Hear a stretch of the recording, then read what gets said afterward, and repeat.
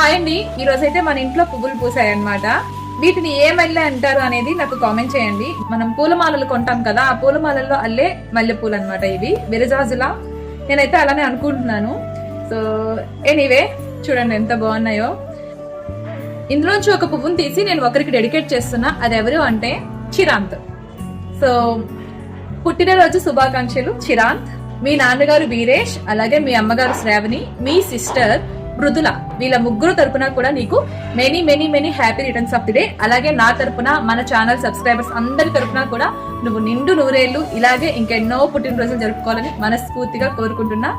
So happy birthday from మీ ఆంధ్ర ఆడపడుచు. ఓకేనా అండి శ్రావణి గారు, హ్యాపీనా?